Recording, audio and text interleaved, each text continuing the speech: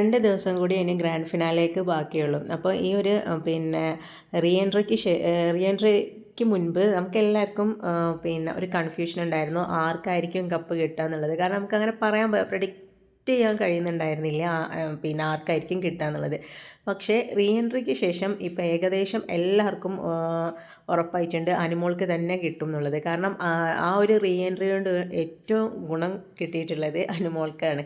കാര്യം കുറച്ച് അവിടെ അനുമോൾ അത്രയും സ്ട്രഗിൾ ചെയ്തിട്ടാണ് നിൽക്കുന്നത്. പക്ഷേ അതിനനുസരിച്ച് അവിടെ എത്രത്തോളം സ്ട്രഗിൾ ചെയ്യുന്നോ അതിനനുസരിച്ച് അനുമോൾ പുറത്ത് പോസിറ്റീവായിക്കൊണ്ടിരിക്കുകയാണ്. ശരിക്ക് ഇതിന് അനുമോൾക്ക് ഏറ്റവും കൂടുതൽ ഗ്രാറ്റിറ്റ്യൂഡ് വേണ്ടത് ആദില, നൂറ, ശൈത്യ, ബിൻസി ഈ 4 ആൾക്കാരോടാണ് കേട്ടോ. കാരണം ബാക്കി എല്ലാവരും ഇതാക്കുന്നുണ്ട്. പക്ഷേ ആദില പുറകിൽ നിന്ന് കുത്തി, നൂറ പിന്നെ പുറകിൽ നിന്ന് മുന്നിൽ നിന്ന് ഇനി കുത്താനൊരു സ്ഥലവും ബാക്കിയില്ല. ബാക്കി പിന്നെ ബിൻസിയും ശൈത്യയും കൂടി അതിനെല്ലാം ഹെൽപ്പും കൂടി ചെയ്തു കൊടുത്തു. അപ്പോൾ ശരിക്കും ഇവരോടാണ് അനുമോൾക്കൊരു ഗ്രാറ്റിറ്റ്യൂഡ് വേണ്ടത്. കാരണം ഇവരാണ് ഇങ്ങനെ അനുവിനെ കപ്പ് കിട്ടും എന്നുള്ള ആ ഒരു നിലയിലേക്ക് അനുമോളെ എത്തിച്ചിട്ടുള്ളത്. ഇപ്പോൾ ആസ് എ പേഴ്സൺ എന്നുള്ള നിലയ്ക്ക് ഞാനും ഡേ 1 തൊട്ടിട്ട് ഇത് കാണുന്ന ഒരാളാണ്. പക്ഷേ നമുക്ക് അങ്ങനെ അനുമോൾക്കേ കിട്ടിയത് ആരാണോ ഏറ്റവും അധികം അവിടെ ജെന്യുവനായിട്ടുള്ളത് ആ ആൾക്ക് കിട്ടട്ടെ എന്നേ ആഗ്രഹിച്ചിട്ടുണ്ടായിരുന്നുള്ളൂ. പക്ഷേ ഈ ഒരു റീ എൻട്രിക്ക് ശേഷമാണ് അനുമോൾക്ക് തന്നെ കിട്ടണം എന്നുള്ള ചെറിയൊരു ആഗ്രഹമെങ്കിലും വന്നത്.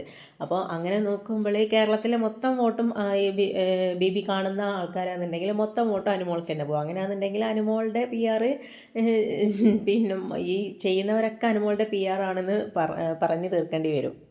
അനുമോൾക്ക് പറ്റിയ മിസ്റ്റേക്ക് എന്ന് പറഞ്ഞിട്ടുണ്ടെങ്കിൽ നമ്മൾ എവിടെയെങ്കിലും പ്രത്യേകിച്ച് ഏതെങ്കിലും ഒരു പ്ലാറ്റ്ഫോമിൽ പോയിട്ട് നമുക്ക് ചില ആൾക്കാരായിട്ട് ഒരു കണക്റ്റ് ആവും. ചിലപ്പോൾ നമ്മുടെ അതേ വൈബിൾ ആൾക്കാരായിട്ട് നമ്മൾ പെട്ടെന്ന് കണക്റ്റഡ് ആവും.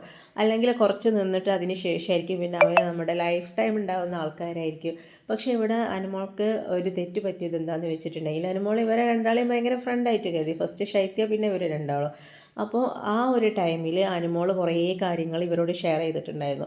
നമ്മൾ ഇതിൽ നിന്ന് മനസ്സിലാക്കേണ്ട ഒരു കാര്യം എന്താണെന്ന് വെച്ചിട്ടുണ്ടെങ്കിൽ നമ്മൾ കുറച്ച് ദിവസം കൊണ്ട് നമ്മൾ വിചാരിക്കും ഇവർ നമ്മളുടെ ഭയങ്കര ബെസ്റ്റിയാണ്, ലൈഫ് ടൈം നമ്മുടെ കൂടെ ഉണ്ടാവും എന്നൊക്കെ നമ്മൾ പ്രതീക്ഷിക്കും. പക്ഷേ അത് വിചാരിച്ച് നമ്മൾ എല്ലാ കാര്യങ്ങളും അവരോട് പറയരുത്. അവരെ ഒന്ന് ജസ്റ്റ് പഠിച്ച് കുറച്ച് നല്ലോണം പഠിച്ച് എന്നിട്ട് നമുക്ക് കുറച്ച് നിൽക്കുമ്പോൾ നമുക്ക് മനസ്സിലാവില്ല ആൾക്കാരുടെ സ്വഭാവം എങ്ങനെയാണെന്നുള്ളത്. അപ്പോൾ അങ്ങനെയുള്ള നമുക്ക് ആപ്റ്റായിട്ടുള്ള ആൾക്കാരാണെങ്കിൽ മാത്രം അവരെ നമ്മളുടെ ലൈഫിലേക്ക് കൂട്ടുക. പിന്നെ നമുക്ക് ഷെയർ ചെയ്യേണ്ട കാര്യങ്ങളൊക്കെ ഉണ്ട്, അതൊക്കെ ഷെയർ ചെയ്യുക. അല്ലാതെ നമ്മൾ കാണുമ്പോഴത്തേക്കൊരു 10-20 ദിവസത്തെ പരിചയം കൊണ്ട് നമ്മൾ നമ്മുടെ മനസ്സിലുള്ള കാര്യങ്ങൾ മൊത്തത്തിൽ അവരുമായിട്ട് ഷെയർ ചെയ്ത്, അതാണ് ഇവിടെ അനുമോൾക്ക് പറ്റിയ ഏറ്റവും വലിയ മിസ്റ്റേക്ക്.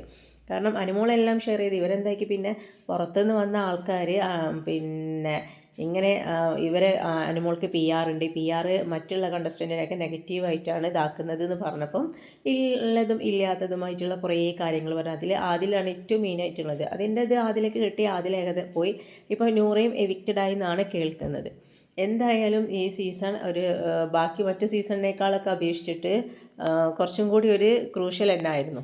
കഴിഞ്ഞ പ്രാവശ്യം പിന്നെ ജനങ്ങൾ ആരോടൊക്കെ ഉള്ള ദേഷ്യത്തിന് വേണ്ടി ജിൻഡോയെ വോട്ട് ചെയ്ത് ജയിപ്പിച്ചതാണ്. കാരണം ജാസ്മിനൊക്കെ നല്ലൊരു പ്ലെയറായിരുന്നു. പക്ഷേ ജാസ്മിൻ്റെ നമ്മൾ സോഷ്യൽ മീഡിയയിൽ കാണുന്ന ജാസ്മിൻ്റെ നേരെ ഓപ്പോസിറ്റ് ആയിട്ടാണ് റിയലി നമുക്ക് കാണുമ്പോൾ തോന്നിയിട്ടുള്ളത്. അപ്പോൾ ആ ഒരു ദേഷ്യം അതെല്ലാം കൂടിയായിട്ട് ആ വോട്ട് സ്പ്ലിറ്റായിട്ട് ജിൻഡോക്ക് പോയിട്ടുള്ളതാണ്. ഇവിടെ അങ്ങനെയല്ല, അനുമോൾ തുടക്കം മുതൽ അനുമോളായിട്ടാണ് കേട്ടോ നിന്നത്. കാരണം എന്ത് തന്നെ അവിടെ തൻ്റെ നേരെ ഒരുപാട് ആൾക്കാർ പ്രൊവോക്ക് ചെയ്യാൻ വന്നിട്ടും താൻ പറഞ്ഞ നിലപാടിലും താൻ പറഞ്ഞ എല്ലാ കാര്യത്തിലും ഉറച്ചു നിന്നൊരു ലേഡിയാണ് അനുമോൾ. അത് ലക്ഷ്മിയും ഏറെക്കുറെ അങ്ങനെ തന്നെയാണ്. അനുമോൾ എങ്ങനെ കാരൊക്കെ വന്ന് ചോദിച്ചാലും കണ്ടതായിട്ടുള്ള കാര്യങ്ങൾ അവിടെ മാറ്റി പറഞ്ഞിട്ടില്ല.